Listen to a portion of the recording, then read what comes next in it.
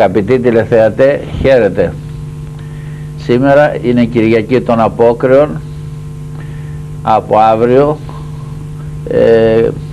δεν καταλύεται πλέον το κρέας μέχρι και το Μεγάλο Σάββατο. Επίσης από την Καθαρά Δευτέρα μέχρι και το Μεγάλο Σάββατο δεν καταλύονται τυρί, γαλακτερά, αυγά. Οι χριστιανοί τηρούν τις νηστείες, εκτός και αν υπάρχει κανένας ειδικός και σοβαρός λόγος υγείας. Με την νηστεία δίνουμε ύλη και παίρνουμε πνεύμα, παίρνουμε χάρη. Τα ισχυρά δαιμόνια δεν βγαίνουν, λέγει ο Κύριος, παρά με προσευχή και με νηστεία. Να ευχηθούμε σήμερα που ακούσαμε το τρομερό Ευαγγέλιο της μελούσης και παγκοσμίου κρίσεως, την ημέρα εκείνη τη μεγάλη και επιφανή και τρομερή, να βρεθούμε στα δεξιά του Κυρίου και όχι στα αριστερά. Συνεχίζουμε τις εκπομπές πάνω στα εσχατολογικά χωρία της Αγίας Γραφής. Κύριε Ζόγα, έχετε το λόγο. Ναι, κύριε Σωτρόπουλε. Χαίρετε αγαπητοί τηλεθεατές. Δεν βλέπω, δεν δείχνει την εικόνα όμως στο monitor. Θα το δείξει.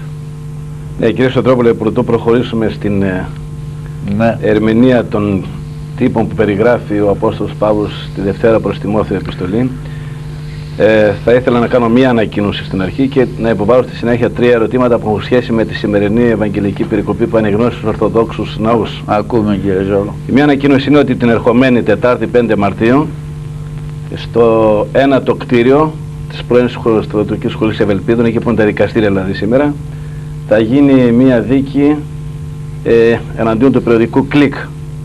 Έγραψε ορισμένα πράγματα. Του εσχρού και βλασφήμου αυτό το περιοδικό. Μάλιστα. Όπως ξέρουμε, πρόσφατα καταδικάστηκε σε 15 μήνες φυλακή το περιοδικό Max. Και επίκειται και η δίκη την ερχομένη Τετάρτη και του Κλικ. Ως όλοι το κι άλλος, ως τι αυτά γυρέζει, λέγει ο Όμηρος. Έτσι να πάθει κάθε άλλος ασεβής και βλάσφημο. Την ερχομένη Τετάρτη στο κτίριο 9, εκεί που είναι τα δικαστήρια στην πρώην Σχολή Ευελπίδων, όσοι χριστιανοί Ορθόδοξοι έχετε τον χρόνο, θα πρέπει να μεταβείτε για να δώσετε το παρόν. Κύριε Σωτρόπουλε, στη σημερινή Ευαγγελική περικοπή, που πράγματι όπως είπατε στην αρχή είναι η τρομερότερη περικοπή, αλλά δυστυχώς δεν το έχουμε συνειδητοποιήσει και δεν τρέμουμε και νομίζουμε ότι είναι κάποιο μυθιστόρημα που διαβάζουμε για κάποιους που θα δικαστούν κλπ. Έχουμε υποστεί σκλήρυνση συνειδήσεως, πόρωση σε κάποιο βαθμό και δεν τρέμουμε. Όταν ήμασταν παιδιά στα κατηχητικά ή στην εκκλησία ακούγαμε και αυτή την περικοπή και την ερμηνεία της περικοπής, αισθανόμασταν φόβο και τρόμο. Δέος. Τώρα γίναμε αθεόφοβοι. Μάλιστα. Εκεί μέσα ο Κύριος χρησιμοποιεί μια μεγαλειώδη εικόνα και λέει ότι θα καθίσει πάνω σε ένδοξο θρόνο και ως υπέρτατος δικαστής θα δικάσει όλα τα έθνη, από τον Αδάμ και την Εύα μέχρι τους ανθρώπους που θα είναι μέσα στην κοιλιά της μάνας την ημέρα εκείνη. Πού θα είναι ο θρόνος αυτός? Εδώ στη γη, το λέει ρητός. Στη γη. Θα κατεβεί δηλαδή ο Χριστός στη γη, ακριβώς. Θα στήσει θρόνο και ως βασιλεύς και κριτής δικαστής θα δικάσει τον κόσμο. Μάλιστα. Αλλά διαβάζουμε στην πρώτη προς Θεσσαλονικής επιστολή, στο Δέλτα κεφάλαιο, στο στίχο 17, ότι όταν θα έρθει η παρουσία του Κυρίου, η ημέρα της Δευτέρας παρουσίας του Κυρίου, δηλαδή Ιησού Χριστού, όλοι αρπαγισόμεθα εν εφέλες εις απάντηση του Κυρίου εις αέρα. Δηλαδή θα γίνει, λέει, πρώτα η Ανάσταση των νεκρών, στη συνέχεια αυτοί που θα έχουν αναστηθεί και οι ζώντες την ώρα εκείνη θα υποστούν μεταλλαγή και σαν πύραυλοι θα πάνε στον ουρανό. Και εκεί θα γίνει η συνάντηση με τον Κύριο και πάντοτε έτσι στον αέρα. Πάντοτε στον αέρα, λέει, για πάντοτε. Δηλαδή ο Χριστός δεν θα πατήσει στη γη. Δεν φαίνεται αυτό ότι είναι αντιφατικό, δηλαδή το ένα ότι αντιφάσκει προς το άλλο? Σύμφωνα με τη σημερινή Ευαγγελική περικοπή, ακριβώς. Ο Χριστός θα κατεβεί στη γη, θα στήσει θρόνο δόξης και θα κρίνει. Σύμφωνα με την άλλη περικοπή, η οποία είναι η περικοπή που διαβάζεται στις κηδείες. Ναι. Ο Κύριος δεν θα πατήσει στη γη, αλλά οι νεκροί που θα αναστηθούν και οι ζώντες που θα μεταλλαγούν θα υψωθούν και θα συναντήσουν, θα προϋπατήσουν τον Κύριο στον αέρα. Μάλιστα. Δεν θα πατήσει ο Κύριος στη γη. Και έτσι για πάντα τι θα είναι στον αέρα.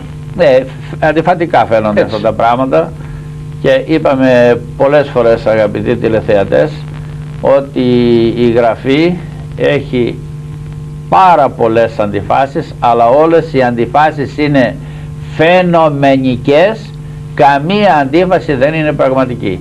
Και αυτή η αντίφαση μεταξύ των δύο περικοπών που λέει η μία ότι ο Κύριος θα πατήσει στη γη και θα στήσει θρόνο, η άλλη δεν θα πατήσει στη γη, θα τον συναντήσουμε στον αέρα, φαίνονται αντιφατικά αυτά τα δύο, αλλά και αυτή η αντίφαση δεν είναι πραγματική. Γιατί δεν είναι πραγματική? Το είπατε στην αρχή, κύριε Ζόγα, χωρίς ίσως να το προσέξατε. Είπατε ότι η σημερινή περικοπή, η ευαγγελική που ακούσαμε στους ναούς, το Ευαγγέλιο της Μελούσης Κρίσεως, περιέχει μία εικόνα, είπατε. Μεγαλειώδη εικόνα. Μεγαλειώδη εικόνα, δεν είπατε? Χωρίς να το θέλετε, δώσατε την απάντηση. Η εικόνα είναι μία εικόνα παρμένη από τα δικαστήρια, η περικοπή η σημερινή περί της Μελούσης Κρίσεως. Τα δικαστήρια που συνέβαιναν και συμβαίνουν σε κάθε. Στην πραγματικότητα δεν θα συμβεί έτσι. Ο Χριστός δεν θα πατήσει καν στη γη, στον αέρα θα τον προϋπαντήσουμε και θα ανεβούμε στον ουρανό. Και ο Παύλος έχει αυτή την εικόνα που όταν λέει ότι πάντες θα παραστόμεν, θα παρουσιαστούμε ενώπιον του βήματος, του δικαστικού βήματος του Χριστού. Η εικόνα είναι και αυτό. Μάλιστα. Και οι ύμνοι της Εκκλησίας σήμερα έχουν αυτή την εικόνα του δικαστηρίου. Γιατί δεν θα γίνει δικαστήριο στην πραγματικότητα? Τα δικαστήρια γίνονται για να εξακριβωθεί η αλήθεια. Ερευνώνται μάρτυρες υπερασπίσεως, μάρτυρες κατηγορίας, γίνεται μια διαδικασία για την εξακρίβωση της αλήθειας. Ο Χριστός δεν χρειάζεται να κάνει δικαστήριο για να εξακριβώσει την αλήθεια. Ο Χριστός είναι Θεός, είναι παντογνώστης, είναι καρδιογνώστης, γνωρίζει τα πάντα και τα κρυπτά των καρδιών. Το λέει ρητά η Γραφή σε πολλά σημεία. Έτσι το λέει πολλές φορές η Αγία Γραφή. Δεν χρειάζεται να κάνει κανένα δικαστήριο για να εξακριβώσει την αλήθεια. Η Αγία Γραφή χρησιμοποιεί αυτή την εικόνα του δικαστηρίου για διδακτικούς λόγους. Σημαίνει ότι πρέπει να φοβούμεθα την ημέρα της Δευτέρας Παρουσίας του Κυρίου, όπως ένας ένοχος φοβάται τη δίκη και την καταδίκη. Στην πραγματικότητα αυτομάτως θα κριθούν οι άνθρωποι τη στιγμή της Δευτέρας Παρουσίας, αυτομάτως, και καθένας θα πάει στη θέση του. Κάθε κατεργάτη στον πάγκο του. Αυτοί που είναι σαν τα πρόβατα, οι καλοί άνθρωποι θα πάνε πάνω, αυτοί που είναι σαν τα κατσίκια, οι κακορίζικοι και οι διαβολάνθρωποι που τους αρέσει το κακό και οι οποίοι ουδέποτε μετανοούν, αυτοί θα εγκαταλειφθούν και θα παραπεμφθούν στο πυρ, στη φωτιά της κολάσεως. Αυτή είναι η γλώσσα της Αγίας Γραφής. Μάλιστα. Μιλάει για πύρ, αιώνιο και για κόλαση. Κύριε Σεντρόπουλε, έγινε κατανοητό αυτό που λέτε. Εδώ όμως βλέπουμε στη σημερινή Ευαγγελική περικοπή. Είναι εικόνα, να το τονίσουμε. Το κατάλαβα. Δεν θα συμβεί έτσι ακριβώς. Θα στήσει ο Χριστός θρόνο και θα δικάσει. Δεν χρειάζεται να δικάσει ο Χριστός. Ξέρει ποιοι είναι. Ερυπείο όπως λέγει ο Παύλος, θα γίνει και η Ανάσταση και η μεταλλαγή και η κρίση και τα πάντα. Ακαριέως, και ο καθένας θα πάει στη θέση του. Μάλιστα. Ευχόμαστε να είμαστε δεξιά πάνω. Αλίμονο. Στη σημερινή Ευαγγελική περικοπή, κύριε Σωτρόπουλε, διαβάζουμε ότι η κρίση θα γίνει επί τη βάση της αγάπης και της ασπλαχνίας. Μόνο επί τη βάση αυτών των δύο. Δεν λέει το μόνο. Εγώ ερωτώ. Καλώς υποβάλλεις το ερώτημα αυτό, αγαπητοί τηλεθεατέ. Ο κύριος Ζόγας λέγει ότι η σημερινή περικοπή που ο Χριστός θα είπε στους καλούς ανθρώπους, ήμουν πεινασμένος, διψασμένος, ξένος, γυμνός, ασθενής στη φυλακή και φροντίσατε για μένα, και θα πει στους ασπλάχνους ανθρώπους, ήμουν σε αυτές τις καταστάσεις και δεν φροντίσατε για μένα. Αυτή η περικοπή που δείχνει το κοινωνικό πρόσωπο του χριστιανισμού δημιουργεί την εντύπωση ότι η κρίση θα γίνει επί τη βάση της αγάπης και της σκληρότητος, της ευσπλαχνίας και της ασπλαχνίας. Αλλά δεν θα γίνει κρίση μόνο με βάση την αγάπη και την σκληρότητα ή την ευσπλαχνία και την ασπλαχνία. Θα γίνει με βάση όλες τις αρετές και όλες τις κακίες, όλα τα καλά έργα και όλα τα κακά έργα. Θα γίνει και με βάση την πίστη. Δεν είπε ο Χριστός, ο πιστεύς σας σωθήσετε, ο απιστής σας κατακριθήσετε? Όποιος πιστεύει θα σωθεί, όποιος δεν πιστεύει θα καταδικαστεί. Και όποιος ανήκει σε αιρέσεις θα πάει στην απώλεια, λέει πάλι η Γραφή. Δεν είπε πάλι ο Χριστός κατά την ημέρα της κρίσεως εκπορεύσονται τα φαύλα πράξαντες εις Ανάσταση κρίσεως, αυτοί που πράττουν τα φαύλα, τα διάφορα φαύλα έργα, αμαρτωλάκια σε βή έργα, αυτοί θα αναστηθούν με μια Ανάσταση που θα αποβλέπει στην καταδίκη τους, θα αναστηθούν για να καταδικαστούν. Αυτοί που πράττουν τα φαύλα, γενικώς τα φαύλα, κάθε φαύλη πράξη. Δεν λέγει η Αποκάλυψη, ή μάλλον δεν λέει προς Εβραίους επιστολή, πόνους και μοιχούς κρινεί ο Θεός. Τους πόνους και τους μοιχούς, τους ανηθίκους γενικώς, θα καταδικάσει ο Θεός. Και μάλιστα τώρα που είπατε για Αποκάλυψη, μου κάνει εντύπωση, κύριε Ψωτρόπουλε, στο 21ο κεφάλαιο, ότι στη λίμνη τη κεωμένη εκεί θα πάω, εκεί στο 21:8. Εκεί λέγει ότι μέσα στην κεωμένη λίμνη, μέσα στην κόλαση δηλαδή, οι άνθρωποι όταν ακούν λέξη κόλαση, να ξέρεις, και θρησκευτικοί άνθρωποι ακόμη, έτσι σοκαρίζονται, έτσι ή τους έρχεται ο πειρασμός ότι αυτά είναι παραμύθια. Δεν είναι παραμύθια. Τη λέξη κόλαση χρησιμοποιήσει ο ίδιος ο Χριστός, που είναι ο αμήν, ο αληθινός, η οδός και η αλήθεια και η ζωή, ο Κύριος και ο Θεός.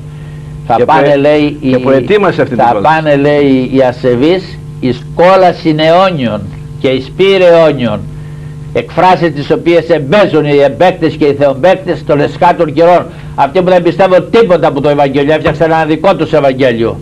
Λοιπόν, αυτοί οι οποίοι οι μέρες νηστείας και οι μέρες μετανοίας και οι μέρες κατανοίξεως και οι μέρες, θα έλεγα τώρα, θα πρόσθετα, εθνικών απειλών και εθνικής κρίσεως, κάνουν καρναβάλους και διασκεδάζουν. Η Εκκλησία λέει της μετανοίας άνοιξον με πύλα ζωοδότα, και οι άνθρωποι οι κοσμικοί λεντοκουπούν αγρίους και αυτές τις ημέρες. Γι' αυτό θα έρθει η οργή του Θεού. Έχει και ο διάβολος το αντιτριώδιό του.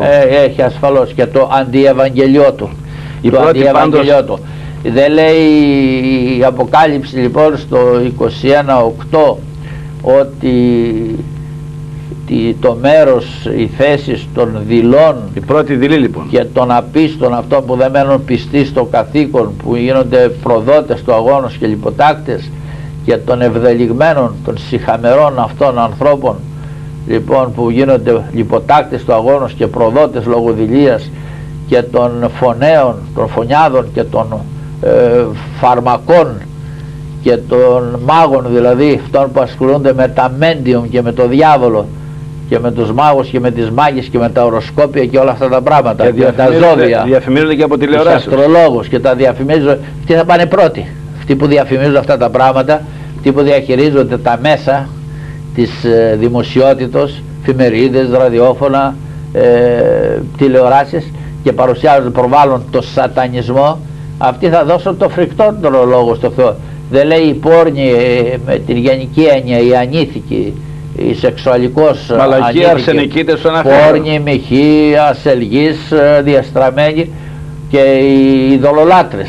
Όλοι αυτοί, λέει, θα πέσουν μέσα στη λίμνη την κεωμένη εν πυρί και θείο. Και δεν λέει αλλού, σε πολλά σημεία η Γραφή, ότι ο Κύριος θα κρίνει τους ανθρώπους κατά τα έργα αυτών. Δεν λέει μόνο με βάση την αγάπη και την ευσπλαχνία, την σκληρότητα και την ασπλαχνία, αλλά αυτή η περικοπή αναφέρεται στην αγάπη. Άλλες περικοπές αναφέρονται σε άλλες αρετές, άλλες κακίες, άλλα καλά έργα, άλλα κακά έργα. Η κρίση έτσι θα γίνει και θα σωθούν οι άνθρωποι οι οποίοι μετανοούν για τα κακά τους έργα. Αν μετανοήσουν οι άνθρωποι πραγματικώς και εξομολογηθούν, διαγράφονται οι κακίες τους, διαγράφονται τα αμαρτήματά τους, οι ασεβιές τους, και σώζονται.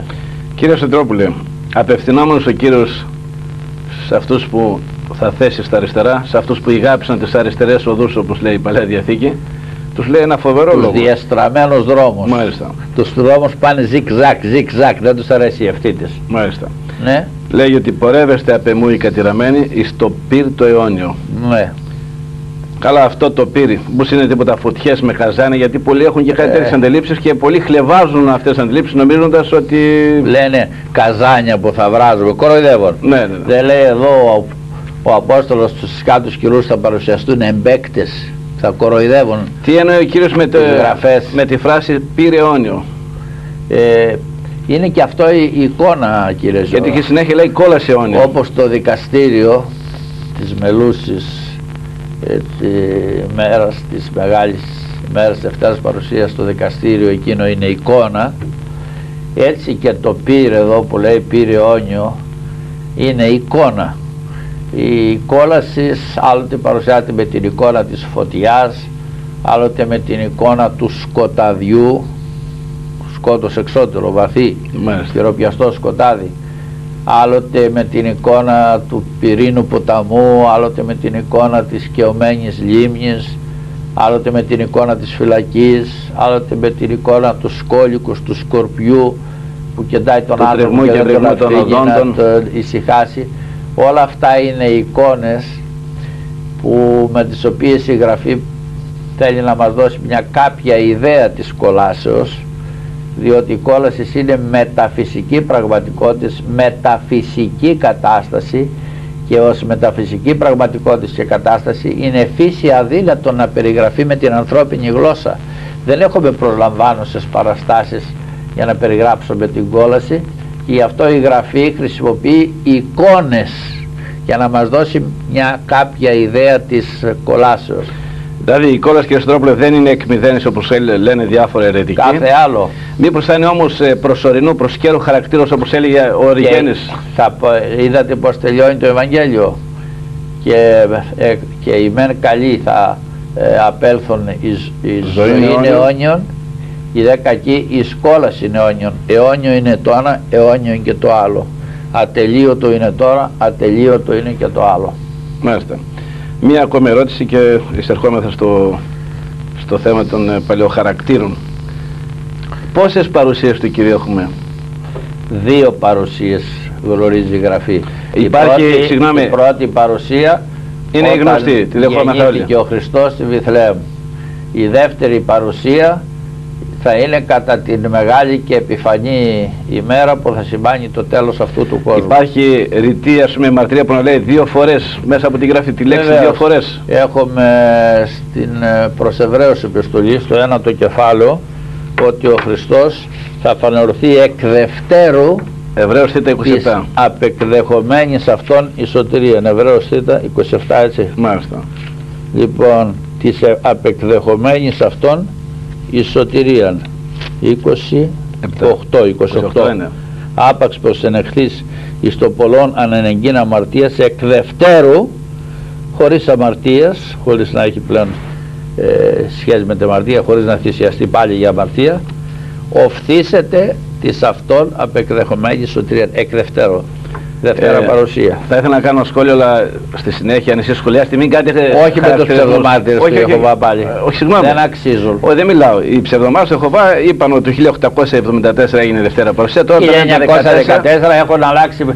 Αλλά έχουμε όμως και τους Πεντηκοστιανούς. Αυτοί προφήτευσαν πολλές. Κύριε Στεντρόπουλε, έχουμε και τους Πεντηκοστιανούς, οι οποίοι κατά παρερμηνία του Α Θεσσαλονίκης Δέλτα 16-17, μεταξύ της πρώτης παρουσίας και της παρουσίας που τώρα σήμερα αναλύσαμε σε κάποιο βαθμό, θέτουν στην ουσία και άλλες 2 παρουσίες. Μία για την λεγόμενη αρπαγή. Ο λίγο πρώτης εμφανίσεως του Αντιχρίστου και μία μετά παρέλευση 7 ετών για τη συντριβή του Αντιχρίστου. Δηλαδή έχουμε κατ' ουσίαν, σύμφωνα με τη διδασκαλία τους, 4 παρουσίες. 4. Κατ' ουσίαν λέω. Έχουμε την πρώτη, τη Δευτέρα, ο λίγο πρώτο του Αντιχρίστου, και ενδιάμεσες την Τρίτη και την Τέταρτη. Ενδιάμεσες αυτές, Ναι, ενδιάμεσες.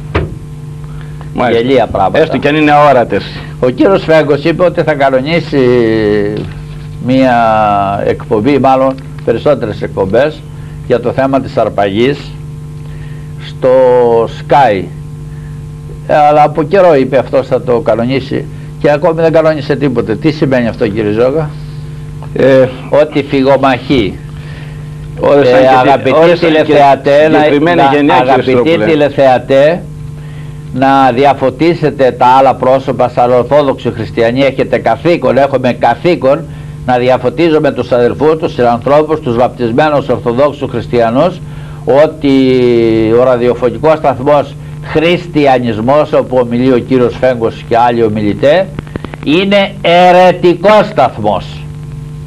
Και υπεσχέθη ο κύριος Φέγκος να κάνουμε εκπομπές, διάλογο να φανεί η αλήθεια, και φυγομαχή. Δεν έκανε το διάλογο αυτό.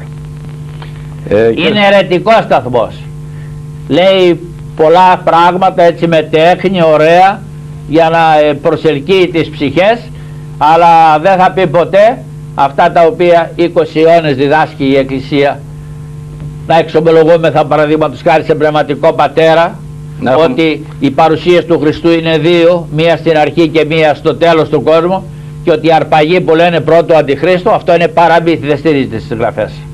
Τον προκαλώ πάλι να έρθει εδώ στην τηλετώρα να κάνουμε εκπομπές, σειρά εκπομπών. Κύριε Στρόπουλε, θα έχετε ομιλία σήμερα σε 7 η ώρα στην οδό Ζωδόχου πηγή 44. 7 η ώρα στην Θεόλε. Μάλιστα. Και πάλι να υπενθυμίσω ότι στο 92-70-902-905, επαναλαμβάνω 92-70-902-905, μπορείτε μετά τη λήξη εκπομπής να μας τηλεφωνήσετε. Τελειώνει, ξέρετε, 1 παρα 5 με 1 εκπομπή, μέχρι 1 και 25 θα είμαστε εδώ να δεχτούμε τηλεφωνήματα. Εισερχόμαστε, κύριε Στρόπουλε, στην ερμηνεία του Β. Πάντοτε όμως, κύριε Ζώγα, τρώτε χρόνο από την κανονική εκπομπή, από τα θέματα που έχουμε, με τις ενστάσεις σας, αλλά οι απορίες είναι όμως σοβαρά θέματα. Ακριβώς. Για να μην είμαστε εκτός τόπου και χρόνου. Καλώς πράτετε. Και είπαμε ότι όσοι τηλεθεατές έχω κατανόηση. Και όσοι έχουν απορίες ή ενστάσεις ή ανήκουν στο χώρο των καθημάς αιρέσεων, διαφόρων αιρέσεων, μπορούν να μας τηλεφωνήσουν, να μας στείλουν μια επιστολή και εμείς, να είστε βέβαιοι, θα τη σχολιάσουμε, θα τη διαβάσουμε, δεν υπάρχει κανένα πρόβλημα. Δηλαδή μπορούμε να διαθέσουμε ένα μέρος του χρόνου της εκπομπής μας για αυτά τα θέματα. Ναι, προχωράμε, κύριε Στρόπουλε. Διαβάστε, κύριε Ζώα. Λοιπόν, είμαστε στον χαρακτήρα ο οποίος χαρακτηρίζεται από τον Απόστολο Παύλο ως αχάριστος. Θα είναι αχάριστοι, λέει, οι άνθρωποι των εσχάτων ημερών. Οι άνθρωποι των εσχάτων καιρών θα είναι, λέγει η γραφή της άλλης, αχάριστοι. Ετυμολογικός το αχάριστο τι σημαίνει? Των εσχάτων καιρών, που σημαίνει ότι ο τύπος αυτός θα επικρατήσει σε μεγάλη έκταση. Γιατί πάντοτε υπήρξαν αχάριστοι. Ο Ιούδας δεν ήταν αχάριστος. Ο λαός του Ισραήλ δεν υπήρξε αχάριστος. Αλλά όταν λέει οι άνθρωποι των εσκάτων καιρών θα είναι αχάριστοι, σημαίνει πάρα πολλοί άνθρωποι θα είναι αχάριστοι. Θα πλεονάζει η αχαριστία. Ένα μικρό διαφημιστικό διάλειμμα, κύριε Στρόπουλε. Συγγνώμη που διακόπτω και θα επανέλθουμε. Μάλιστα.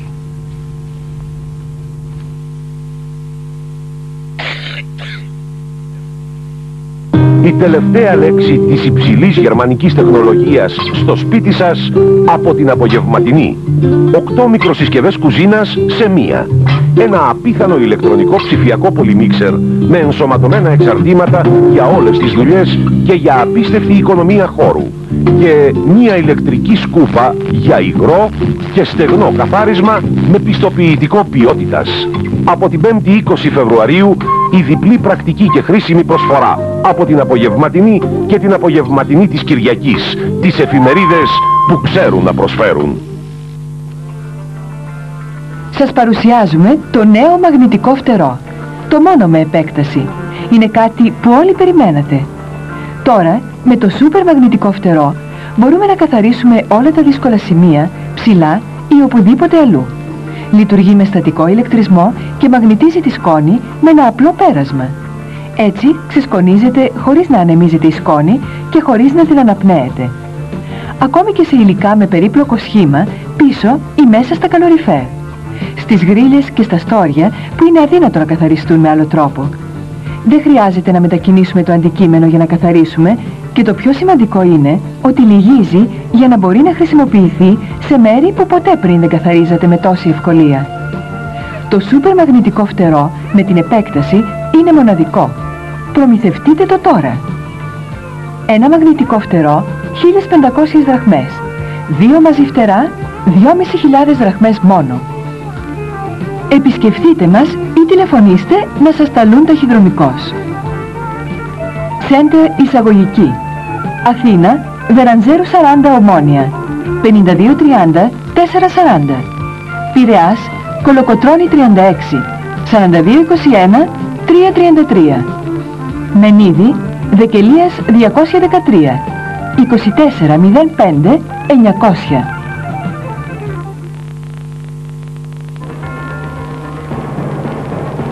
Κυκλοφόρησε και χαλάει κόσμο το καινούριο βιβλίο του Γρηγόρη Μιχαλόπουλου. Ξεσκεπάζω το κέφε. Η σαϊεντολογία, η θρησκεία των θρησκειών στο μικροσκόπιο. Απάτες, παρακολουθήσεις πολιτών, πιέσεις δικαστικών, εξαγορά φακέλων από την Εθνική Υπηρεσία Πληροφοριών, προκατασκευασμένα επί παραγγελία δημοσιεύματα με δικούς τους δημοσιογράφους, φακελώματα και αυτοκτονίες.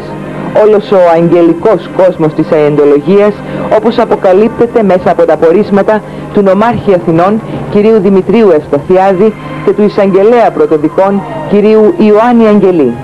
Αποκαλυπτικές σελίδες με τον μακαριστό πατέρα Αντώνιο Λεβιζόπουλο σε συγκλονιστικές καταγγελίες, καθώς και όλη η αντιπαράθεση του συνηγόρου του Κέφε Γρατσία με τον Γρηγόρη Μιχαλόπουλο. 450 σελίδες με στοιχεία φωτιά για την απάτη του Κέφε. «Ξεσκεπάζω το Κέφε», το νέο βιβλίο του Γρηγόρη Μιχαλόπουλου που συγκλονίζει και χαλάει κόσμο.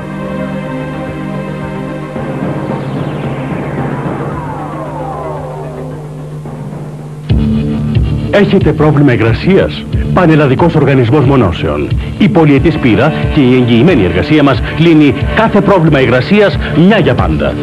Πανελλαδικός Οργανισμός Μονώσεων. Μονώσεις στεγανοποίησης σε ταράτσες, τοίχους, υπόγεια, δεξαμενές, πισίνες και κάθε μονοτική εργασία με τα καλύτερα ευρωπαϊκά υλικά. Πανελλαδικός Οργανισμός Μονώσεων. 5224 686. Ένας νεαρός ασθενής, ο Μεγρέμης Βασίλειος, πάσχει από κακοήθη νεοπλασία. Μόνο τα φιλάνθρωπα αισθήματα των συνανθρώπων μας μπορούν να τον βοηθήσουν να πραγματοποιήσει μια επέμβαση στις Ηνωμένες Πολιτείες. Όσοι επιθυμούν να βοηθήσουν, ας απευθυνθούν στην Εθνική Τράπεζα. Αριθμός λογαριασμού 669 κάθετος 74 28 45 Παύλα 65.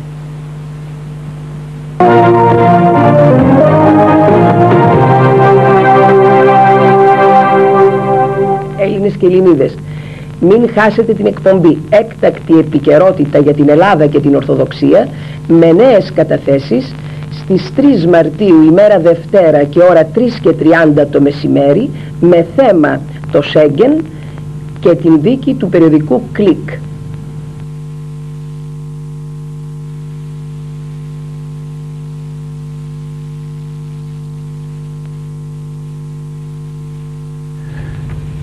Συνεχίζουμε, αγαπητοί τηλεθεατές, την ανάλυση των κακών χαρακτήρων, των χαρακτηριστικών των εσχάτων καιρών. Βρισκόμεθα σήμερα στον χαρακτηρισμό αχάριστη. Κατά τους εσχάτους καιρούς, προφητεύει ο Απόστολος Παύλος, οι άνθρωποι θα είναι αχάριστοι. Πολλοί, πάρα πολλοί εννοεί άνθρωποι, η αχαριστία θα πλεονάζει στον κόσμο. Ποιος λέγεται αχάριστος? Αυτός που δεν αισθάνεται την ανάγκη όταν του γίνεται κάποιο καλό να εκφράσει ευγνωμοσύνη, να πει ευχαριστώ. Βλέπουμε σήμερα την αχαριστία προπάντων στη νεότητα.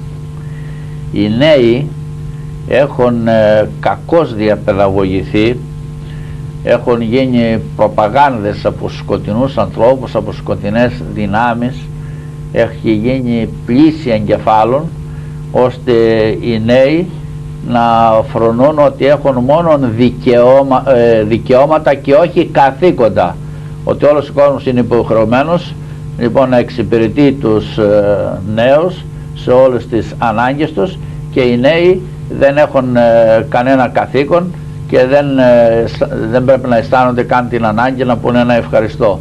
Εξυπηρετεί σήμερα ανθρώπους νέους, τους ευεργετείς, και μπορεί να μην ακούσεις ούτε ένα τυπικό ευχαριστώ, διότι επαναλαμβάνω, οι άπιστοι, οι άθεοι, οι ληστέ, αυτά τα συνθήματα έχουν ρίξει στην νεότητα.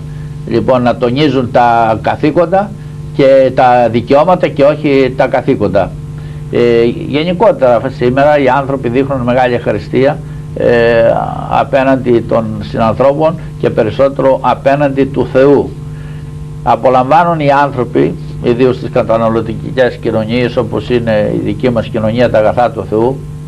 Εδώ κολυμπάμε μέσα στα αγαθά του Θεού, και οι πολλοί, οι πλήστοι σήμερα άνθρωποι, ενώ απολαμβάνουν τα αγαθά του Θεού, δεν αισθάνονται την ανάγκη να κάνουν μια προσευχή, ένα σταυρό, να ευχαριστήσουν τον Θεό για τα αγαθά που τους δίνει. ούτε έννοια Θεού δεν περνάει από τη διάνοιά τους.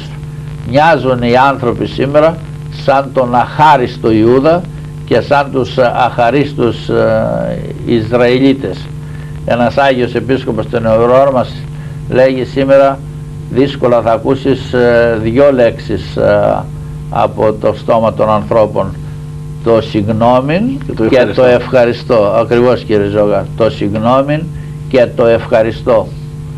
Οι άνθρωποι είναι εγωιστές, δεν ζητάνε συγγνώμη και δεν παρέχουν συγγνώμη εύκολα και είναι αχάριστοι, δεν λένε ευχαριστώ. Λίγες είναι οι ευγενείς ψυχές που ένα ποτήρι νερό να τους προσφέρεις υποχρεώνονται και αισθάνονται την ανάγκη να ευχαριστήσουν. Μπορεί κάποιος, κύριε Στρόπουλε, να βοηθήσει κάποιον συνανθρωπό του 9 φορές και τη δεκάτη να μην μπορεί, όχι να μην θέλει, εκείνος θα θυμάται τη δεκάτη και όχι τις 999 φορές να ευεργετήσεις κάποιον και τη χιλιοστή να μην έχεις τη δύναμη να του κάνεις το καλό, θα σημειώσει εκείνη την χιλιοστή περίπτωση και όχι μόνο δεν θα σε ευγνωμονεί, θα στραφεί και εναντίον σου και αντί του μάνα θα σου ανταποδώσει χολήν. Κάποιος, λέει, έβριζε τον Ναπολέοντα, άκουγε κάποιον να τον βρίζει κάτω από τον αυτορό του και βγήκε εκεί στον εξώστη ο Ναπολέον να δει ποιος είναι αυτός που τον βρίζει. Τον έβριζε καπηλικά, χυδαία. Τον περιεργάστηκε και μπήκε μέσα σκεπτικός. Το λέει ο υπασπιστής του: μεγαλειότατε, λέει, ποιος είναι αυτός που σε έβριζε? Λέει, δεν τον ξέρω, λέει ο Ναπολέον, εγώ δεν το έχω κάνει ποτέ καλό αυτού του ανθρώπου και απορώ πως με υβρίζει. Δεν το έχω κάνει ποτέ καλό και γι' αυτό απορώ γιατί με υβρίζει.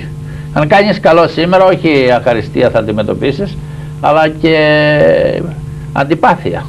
Ένα παράδειγμα αχαριστίας έχουμε μέσα από την Αγία Γραφή, κύριε Στρόπουλε.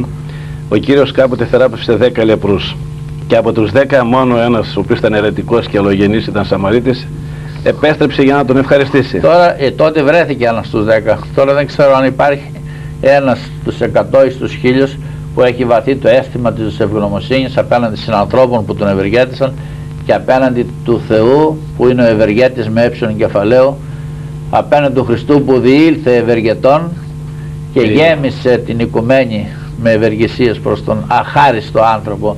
Η αχαριστία, αγαπητοί τηλεθεατέ, είναι πολύ βαρύ αμάρτημα, βαρύ και ασήκωτο θα έλεγα. Η γη δεν μπορεί να σηκώσει την αχαριστία των ανθρώπων και στενάζει και βοά. Αυτές τις ημέρες, σε ένα διήμερο, 3 μεγάλοι σεισμοί έγιναν στον κόσμο, στην Κίνα, στο Πακιστάν και στο Ιράν, έτσι, με θύματα ανθρώπους. Φυσικά φαινόμενα, κύριε Στρόπουλε. Φυσικά φαινόμενα, βέβαια, όλα είναι φυσικά, αλλά ποιος έφτιαξε τη φύση και ποιος όρισε να γίνονται αυτά τα πράγματα και προφήτευσε ότι θα γίνονται αυτά τα πράγματα και θα πυκνώνονται όπως πυκνώνεται η αχαριστία και οι άλλες κακίες, έτσι πυκνώνονται και αυτά τα δυσάρεστα φυσικά σημεία, γεωφυσικά, οι σεισμοί. Πάντως ο Κύριος στην περίπτωση των 10 λεπρών εξεδήλωσε το παράπονο του λέγοντας: ουχή οι 10 εθεραπεύσαν, οι 9 λεπού ούχε επέστρεψαν, ούχε βρέσαν, υποστρέψαν, δόξα τω Θεώ. Ακριβώς. Έτσι είναι.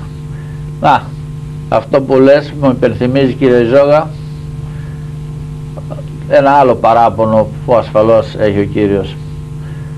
Βαφτιστήκαμε εδώ στην Ελλάδα όλοι σχεδόν 98% Ορθόδοξοι χριστιανοί και έχουμε το καθήκον να πηγαίνουμε 1 ώρα την εβδομάδα στο ναό και να λέμε δόξα σοι το δείξαντι το φως. Μάλιστα. Σε υμνούμεν, σε ευλογούμεν, σοι ευχαριστούμε, Κύριε.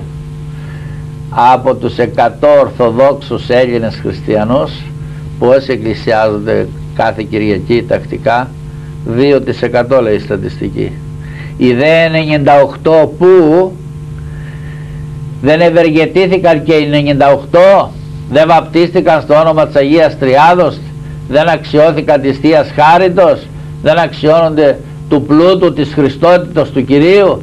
Πού είναι οι 98? Κοιμώνται την Κυριακή το πρωί σαν τα ζώα. Ο πιο γλυκός ύπνος είναι, κύριε Σωτρόπουλε. Ναι, τον κάνει ο διάβολος γλυκόν. Άλλοτε για να κατεβώ εδώ στην Αθήνα από την Παιανία κοντά που μένω χρειάζομαι μια ώρα, ίσως και περισσότερο. Την Κυριακή σε 20 λεπτά κατεβαίνεις στην Αθήνα. Γιατί? Γιατί είναι άδειοι δρόμοι, κοιμώνται οι άνθρωποι, εκκλησιάστηκαν στα νυχτερινά κέντρα το Σάββατο το βράδυ προς Κυριακή το πρωί. Κυριακή το πρωί κοιμώνται, αχάριστοι. Δεν πάνε στην εκκλησία να πούνε ένα ευχαριστώ. Αλλά τελικώς θα πάνε στην εκκλησία. Αλλά όχι με τα πόδια, ερώμενοι υπό 4. Γι' αυτό σήμερα το Ευαγγέλιο περιγράφει τη φοβερά ημέρα της Δευτέρας Παρουσίας. Έρχεται ο θάνατος που ταπεινώνει και τους αχαρίστους και όλους τους αμαρτωλούς. Μας ταπεινώνει 2 μέτρα υπό την επιφάνεια της γης και μέχρι Σάββο. Παρακάτω, τι λέει άλλος τύπος, κύριε Ζώο? Άλλος τύπος είναι η ανώση, κύριε Σωτηρόπουλε. Τι θα πει ανώση, εσείς να το αναλύσετε? Ανώση είναι αυτοί που δεν έχουν όσιο και ιερό. Πολύ ωραίο, δεν έχουν ιερό και όσιο. Ακριβώς. Είναι αυτοί που είναι ασεβείς σε μεγάλο βαθμό. Είτε σε πρόσωπα, είτε στη θεότητα, είτε σε θεία πράγματα, είτε σε πρόσωπα που έχουν σχέση με την θρησκεία όπως είναι ιερείς, είτε οι μέρες μεγάλες που έχουν σχέση με τη χριστιανική μας πίστη, κάνουν πράγματα ή γράφουν για τις γραφίδες πράγματα που δείχνουν την ασέβειά τους, την έλλειψη μέσα τους έστω και ελαχιστοτά του σεβασμού. Ούτε ίχνος θεϊκό δεν έχουν μέσα τους, ιερό και όσιο, ούτε ίχνος. Μάλιστα στον 20ο αιώνα μερικοί έφτασαν στο σημείο αυτή την ανοσιότητά τους να την κάνουν πολιτικό δόγμα, να καταργήσουν, όπου επικράτησε ο μαρξισμός, αναφέρομαι στο μαρξισμό, να καταργήσουν όσο μπορούσαν αυτοί να καταργήσουν το χριστιανισμό, όσον εξηρτάτο από αυτούς. Τελικώς καταργήθηκαν αυτοί, έτσι. Τους κατήργησε ο Θεός. Λοιπόν, έκλεισαν 65.000, κατέστρεψαν 65.000 Ορθοδόξους ναούς, εκατομμύρια πήγαν φυλακές, εξορίες εξετελέστησαν, το Υπουργείο Αθείας, όπως εμείς έχουμε εδώ παιδείας και θρεσεμάτων, στον κομμουνισμό υπήρχε παιδεία, ας πούμε, Υπουργείο Αθείας, και από τα νηπιακή ηλικία μέχρι σε όλους τις βαθμίδες εκπαιδεύσεως διδάσκονται τον ιστορικό και τον διαλεκτικό ελισμό. Αλλά όπως σωστά είπατε, κύριε Σωτηρόπουλε, τους κατήργησε ο Κύριος. Έτσι. Και ξέρετε την πτώση του σοβιετικού αθεϊστικού συστήματος είχε προφητεύσει ο μεγάλος Ρώσος ασκητής Άγιος Σεραφείμ του Σάροφ, ο ομόλογος θα έλεγα του Μεγάλου Αντωνίου, ο Σεραφείμ του Σάροφ. Είχε πει ότι προς το τέλος του αιώνος θα πέσουν οι άθεοι, θα αλλάξει η κατάσταση στις χώρες αυτές, στη Ρωσία και στις άλλες χώρες που απετέλεσαν την πρώην Σοβιετική Ένωση. Μάλιστα. Και εκπληρώθηκε η προφητεία. Να είναι Μεγάλη Παρασκευή, κύριε Σωτηρόπουλε. Κάποιος ρώτησε τι έχουμε να πούμε για την πορεία του χριστιανισμού στον 20ο αιώνα. Η απάντηση είναι: άρχισε με σταύρωση του χριστιανισμού από τους Μπολσεβίκους, από τους αθέους, και τελείωσε ο αιώνας με Ανάσταση. Ξέρετε κάτι, κύριε Σωτηρόπουλε, υπήρξε μια χριστιανική αιρετική ομάδα, οι αυτοποκαλούμενοι μάρτυρες του Ιεχωβά, και έχουμε τα στοιχεία του, παρουσιάσαμε σε άλλη εκπομπή με τον κύριο Αναστασάκη, που όταν εξαπολύσαν οι φοβεροί διωγμοί των χριστιανών στη Ρωσία από το τότε κομμουνιστικό καθεστώς, το θεώρησαν ως ευλογία του Ιεχωβά και ότι η σημείων πλέον ότι γκρεμίζεται η χριστιανοσύνη, και εφράνθησαν. Μα καλά, αυτοί είναι αντίχριστοι. Όταν λέμε αντίχριστοι δεν τους συκοφατούμε, δεν τους αδικούμε. Ναι, αλλά αυτό αποκαλούνται χριστιανοί μάρτυρες του Ιεχωβά. Αφού προφητεύουν την αποξήρανση του δέντρου του χριστιανισμού και την κατήσχηση του σιωνισμού. Λοιπόν, σε όσους τα καταλαβαίνουν και τα γνωρίζουν. Υπάρχουν και τα θύματα, οι ηλατωμένοι στη διανοητικότητα τους άνθρωποι, οι αφελείς, οι οποίοι παρασύρονται από αυτούς. Εάν όμως έχουν καλή προαίρεση στο βάθος τους, θα τους δώσει ευκαιρία ο Θεός να επιστρέψουν. Μάλιστα. Επιστρέφουν κάποτε πότε μερικοί πεπλανημένοι. Έχουμε αρκετές επιστροφές, κύριε Σωτηρόπουλε. Ναι. Ας φέρουμε και παράδειγμα τώρα ανθρώπου ασεβούς ανοσίου, να είναι Μεγάλη Παρασκευή, να είναι στην ταυτότητα να γράφει χριστιανός Ορθόδοξος και να τρώγει κρέας, έτσι επιδεικτικά, Μεγάλη Παρασκευή, ή να βλασφημεί τα θεία και να κάνει και όρια, να το πούμε και αυτό. Δεν κάνει διάκριση. Εγώ άκουσα από ανθρώπους που λένε, που ιδίως στον χώρο των αυτοαποκαλούμενων αθέων, γιατί στην πραγματικότητα δεν υπάρχει κανείς άθεος, απλά έχουν αρνητικής μορφής πίστεως. Δεν υπάρχει κανείς άθεος κατά βάθος, διότι δεν μπορεί κανείς να αποδείξει ότι δεν υπάρχει Θεός. Ενώ έχουμε αναρρύθμιτα τεκμήρια μέσα στη φύση και μέσα στην Εκκλησία για την ύπαρξη του Θεού.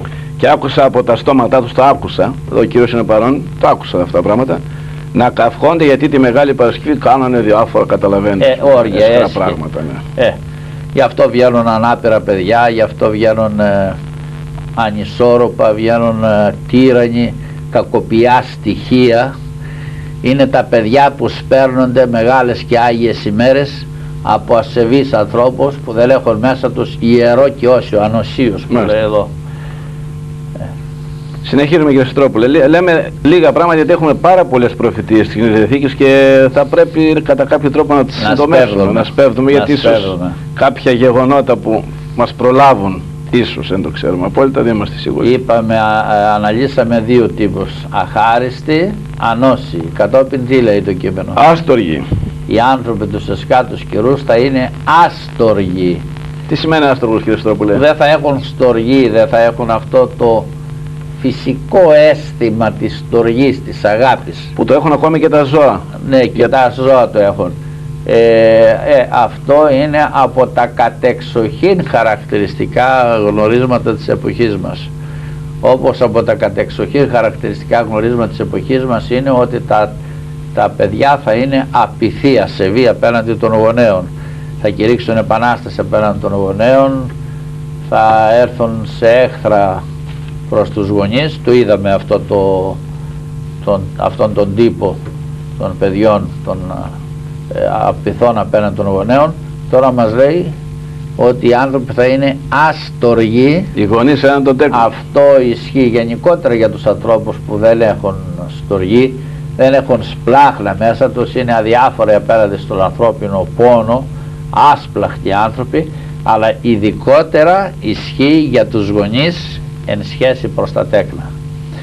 Οι γονείς σήμερα είναι άστοργοι, ξερίζωσαν από μέσα τους το φυσικό αίσθημα της στοργής, το φυσικό αίσθημα της στοργής, διέστρεψαν τον ψυχικό τους κόσμο και σκοτώνουν τα παιδιά τους με τρόπο πολύ φρικαλαίο, με επιστημονικά μαχαίρια, τα κατακρεοργούν, τα κατοκομματιάζουν μέσα στις κοιλιές των μητέρων τους, των γυναικών. Πάνω από 70 εκατομμύρια εκτρώσεις, σφαγές αθώων παιδιών γίνονται στον κόσμο το χρόνο, και εδώ στη μικρή Ελλάδα, την Ελλάδα που κατήντησε ρετάλι για τις αμαρτίες μας και μας απειλούν οι εχθροί να την μικρύνουν ακόμη περισσότερο, μας απειλούν εχθροί, αλλά και λεγόμενοι φίλοι λοιπόν παίρνουν το μέρος των εχθρών. Εδώ στη μικρή Ελλάδα γίνονται 400 με 500 χιλιάδες εκτρώσεις το χρόνο. Η λιονταρίνα δεν τρώει το λιονταράκι της στο σκύμνο, η αρκούδα δεν τρώει το αρκουδάκι της, ο λύκος δεν τρώει το πικρό του. Οι άνθρωποι κατήντησαν χειρότεροι από τα θηρία και κατασπαράζουν τα παιδιά τους. Είναι φρικτό το αμάρτημα αυτό. Το μεγαλύτερο έγκλημα είναι η χριστοκτονία, ότι οι άνθρωποι σκότωσαν τον Χριστό, τον τελείως αθώο, αναμάρτητο, Άγιο, τον Άγιο των Αγίων. Μετά από αυτό το έγκλημα, το μεγαλύτερο έγκλημα είναι οι εκτρώσεις, ότι σκοτώνουμε τα αθώα παιδιά, τα παιδιά που δεν ήρθαν στον κόσμο, δεν μεγάλωσαν, δεν έκαναν κανένα κακό, δεν βαρύνονται με κανένα προσωπικό αμάρτημα, τα σκοτώνουμε σαν ηρώδεις στηριώδεις. Κάνουν οι άνθρωποι τα κέφια τους στα αμαρτωλά, καταφεύγουν στα ιατρεία σφαγεία και διαμέσου ιατρών ασυνειδήτων, θα έλεγα, γιατί αν είχαν συνείδηση έπρεπε να αρνηθούν να κάνουν εκτρώσεις, σκοτώνουν τα παιδιά και τα πετούν στους υπονόμους των ιατρίων και στα δοχεία των απορριμμάτων. Και αυτά τα αίματα των αθώων παιδιών θα γίνουν ερυθρά θάλασσα να πνίξουν τον κόσμο. Ήδη στην Ελλάδα έχουμε τεράστιο δημογραφικό πρόβλημα, πεθαίνει η Ελλάδα, τραγουδάμε η Ελλάδα ποτέ δεν πεθαίνει, αθάνατη Ελλάδα, λέμε παχιά λόγια στους πανηγυρικούς λόγους. Η Ελλάδα καθημερινώς πεθαίνει, γιατί σκοτώνουμε τα παιδιά της και εντός ολίγου δεν θα έχουμε παιδιά να καταταχθούν στο στρατό, να σηκώσουν τα όπλα και να υπερασπίσουν την πατρίδα. Αυτές τις ημέρες κάνουν ένα συνέδριο, ένα προσυνέδριο στη Θεσσαλονίκη, οι παράγοντες, τα στελέχη της Νέας Δημοκρατίας, αυτού του κόμματος της αντιπολιτεύσεως, θέτουν με προβλήματα του τόπου, το οικονομικό πρόβλημα, το πρόβλημα της εξωτερικής πολιτικής, το πρόβλημα της παιδείας. Δεν έθεσαν όμως το σπουδαιότερο πρόβλημα, το υπαριθμόν ένα πρόβλημα, το δημογραφικό, που μας απειλούν οι εχθροί ότι θα μας καταλάβουν άμα χιτεί γιατί δεν έχουν παιδιά να τους αντιμετωπίσουμε. Το τραγικό, κύριε Σωτρόπουλε, στην όλη αυτή η ιστορία είναι ότι η πολιτεία μας, η πολιτεία της Ορθοδόξου λεγόμενης Ελλάδας, νομιμοποίησε αυτόν τον φρικτό φόνο, γιατί περί φόνου πρόκειται, και αντινομοθέτησε στον αιώνιο νομοθέτη, στον Κύριό μας Ιησού Χριστό, στον Άγιο Τριαδικό Θεό.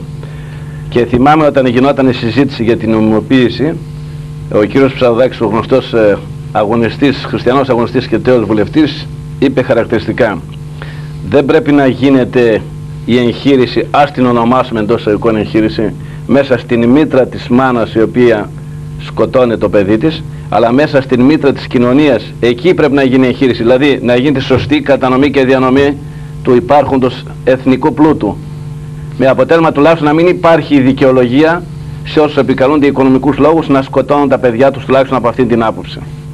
Κύριε Ζώγα, το σημερινό Ευαγγέλιο έχει σχέση και με αυτό το έγκλημα. Τι είπε ο Χριστός? Ό,τι καλό κάνετε, λέει, στους ανθρώπους, σε μένα το κάνετε, είπε ο Χριστός, και ό,τι κακό κάνετε στους ανθρώπους, σε μένα το κάνετε. Σε μένα το κάνετε, είπε ο Χριστός. Θα μπορούσαμε εφαρμόζοντας αυτό το λόγο του Χριστού να βάλουμε στο στόμα του Χριστού και αυτό το λόγο: όταν σκοτώνετε τα αθώα παιδιά, εμένα το Χριστό σκοτώνετε. Το είπε ο Ντοστογεύσκη αυτό, ο μεγάλος Ρώσος συγγραφέας, ο οποίος προφήτευσε την επανάσταση των αθέων. Τι είπε ο Ντοστογεύσκη? Έγραψε ένα βιβλίο με τίτλο: όποιος σκοτώνει ένα παιδί σκοτώνει τον Χριστό, είναι σαν να σκοτώνει τον Χριστό. Κύριε Στρόπουλε, για να λέμε όμως τα πράγματα με το όνομά τους, βαρυτάτη ευθύνη έχει και η διοίκηση Εκκλησίας. Ασφαλώς έχει βαρυτάτη ευθύνη. Έπρεπε να αφορήσει όλους αυτούς τους νομοθέτες του νέου Ισραήλ που νομοθέτησαν τέτοιο νόμο, να υποστηρίζουν τις εκτρώσεις και να γίνονται 400-500 χιλιάδες εκτρώσεις το χρόνο. Σε 10 χρόνια θα είχαμε 5 εκατομμύρια Ελληνόπουλα, 5 εκατομμύρια παιδιά. Σε 20 χρόνια θα είχαμε 10 εκατομμύρια παιδιά, θα είχαμε διπλασιαστεί. Στα 20 τελευταία χρόνια θα είχαμε διπλασιαστεί ως έθνος. Θα αναπληρώσουν τα κενά όμως οι ξένοι, κύριε Στροπουλή, αλλοδαποί. Ναι. Μουσουλμάνοι, αλόφιλοι, τα κακοπιά στοιχεία από την Αλβανία κλπ. Πάσης φύσου γενικά με άνθρωποι. Έχουμε ήδη γίνει Γαλιλαία των εθνών. Εμοράνθημεν.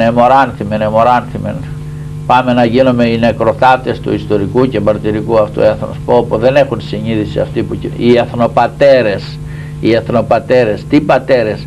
Όταν σκοτώνουμε τα παιδιά μπορούμε να λεγόμεθα πατέρες? Η Πανελλήνιος Ένωση Φίλων Πολυτέχνων κυκλοφόρησε μια χαρακτηριστική αφίσα. Δείχνει τον Κύριό μας Ιησού Χριστό να βλέπει να κατακριοργούν οι γονείς τα παιδιά τους και κλείνει τα μάτια μπροστά σε αυτό το φρικτό, το απέσιο θέαμα. Πολύ επίκαιρη αυτό. Τα παιδιά αυτά θα παρουσιαστούν μια μέρα ενώπιον του Θεού και θα είναι σφοδροί κατήγοροι των γονέων που κάνουν τα άτιμα πάθη τους και σκοτώνουν τα παιδιά. Κάνουν τις χρές πράξεις και μετά κάνουν και το έγκλημα. Ήδη οι ψυχές τους κάτω από το θυσιαστήριο, όπως αναφέρεται στο 6ο κεφάλαιο της Αποκαλύψεως, ζητούν εκδίκηση των αμετανοήτων τιμίων τους. Είναι όπως τα παιδιά της Βιθλέμ. Επισκέφτηκα για μια μόνο ημέρα σε εκδρομή από την Κύπρο, όπου μεταβαίνω έτσι κατά καιρούς και Κυρίτο. Επισκέφτηκα κατόπιν επιθυμίας εκεί πολλών αδερφών με εκδρομή για μια μέρα τους Αγίους Τόπους και περάσαμε και από τη Βιθλέμ, εκεί που είναι τα οστά των μικρών παιδιών που σφαγίασε ο Ηρώδης, και αισθανθήκαμε μερικές ψυχές να έρχεται ευωδία από τα οστά των μικρών αυτών παιδιών. Μάρτυρες είναι τα παιδιά αυτά, μάρτυρες, πεπελεκισμένοι, και θα είναι κάτω από το ουράνιο θυσιαστήριο, όπως είπε ο κύριος Ζόγας που λέει το έκτο κεφάλαιο της Αποκαλύψεως, και φωνάζουν, κράζουν προς το Θεό και ζητούν εκδίκηση. Δεν τα λέμε αυτά να απογοητεύσουμε καμία ψυχή που έκαμε εκτρώσεις, τα λέμε να τονίσουμε το μέγεθος του εγκλήματος, αλλά να μην απελπίσουμε καμιά ψυχή. Και το μεγαλύτερο έγκλημα, για αν ο άνθρωπος στενάξει, μετανοήσει και προσέλθει σε πνευματικό πατέρα αντιπρόσωπο του Χριστού, έτσι όρισε ο ίδιος ο Χριστός, και εξομολογηθεί, συγχωρείται και Άγιος μπορεί να γίνει. Συγχωρείται ο εγκληματίας και μπορεί να γίνει Άγιος, και μεγάλος Άγιος μπορεί να γίνει. Τα λέμε αυτά να δημιουργήσουμε μια φρίκη στις ψυχές, να σταματήσει αυτό το έγκλημα και να υπάρξει μετάνοια για τα γενόμενα εγκλήματα, για να υπάρξει και σωτηρία του έθνους και αιώνια σωτηρία των ψυχών. Και να υπενθυμίσω και κάτι που το έχουμε παρουσιάσει και στο παρελθόν, κύριε Σωτηρόπουλε, ερμηνεύοντας το ΚΔ κεφάλαιο του Ισαΐα, ότι η αιτία του θερμοπυρηνικού πολέμου θα είναι αυτό που λέει ο Ισαΐας στο στίχο 5: η γη εμολύνθη υποκάτω των κατοίκων αυτής, διότι παρέβεσαν τους νόμους, ήλαξαν το διάταγμα, το κεφάλαιο του Ισαΐα. Ήλαξαν το διάταγμα, υθέτησαν διαθήκη αιώνιο. Δια τούτο, εξαιτίας αυτών των πραγμάτων, η Άρα η κατάρα κατέφαγε τη γη και οι κατοικούντες εν αυτή ηρημώθησαν, και δια τούτο οι κάτοικοι της γης κατεκάψαν και ολίγοι άνθρωποι έμειναν. Δεν είναι ότι κάνουν οι άνθρωποι δηλαδή τα εγκλήματα, προφητεύω Ισαΐας 800 περίπου χρόνια π.Χ. Δεν είναι ότι οι άνθρωποι κάνουν τα εγκλήματα. Νομοθετούν το έγκλημα, νομιμοποιούν το έγκλημα, νομιμοποιούν την αμαρτία, και αυτό είναι το άκρο άωτο της ασεβίας. Εγώ είπα και έγραψα κάποτε, εγώ έγραψα κάποτε ότι ο νόμος περί εκτρώσεων έπρεπε να είναι και να ισχύει όταν οι 300 εθνοπατέρες ήταν μέσα στις κοιλιές των μητέρων τους. Τότε έπρεπε να γίνουν εκτρώσεις, να απαλλαγούμε από αυτούς τους 300 δολοφόνους της πατρίδος. Όσοι ψήφισαν τουλάχιστον. Όσοι ψήφισαν. Για αυτούς που ψήφισαν. Ακριβώς. Και για αυτούς που δεν διαμαρτύρονται, μέρα νύχτα έπρεπε να αναστατώνουν τη Βουλή μόνο και μόνο για αυτό το θέμα. Και είναι το πρώτο θέμα, το μείζον θέμα. Σιγή ηχθείως. Λοιπόν, αγαπητοί τηλεθεατές, φτάσαμε στο τέλος της εκπομπής. Θα είμαι πάλι μαζί στην Θεό την άλλη Κυριακή. Σήμερα το βράδυ ώρα 7 θα μιλήσω στην αίθουσα Ζωοδόχου πηγή 44, την αίθουσα της Ιεραποστολικής Αδελφότητος Σταυρός, με ένα θέμα πολύ σοβαρό. Όσοι θέλετε μπορείτε να έρθετε να παρακολουθήσετε την ομιλία. Χαίρετε εν Κυρίω.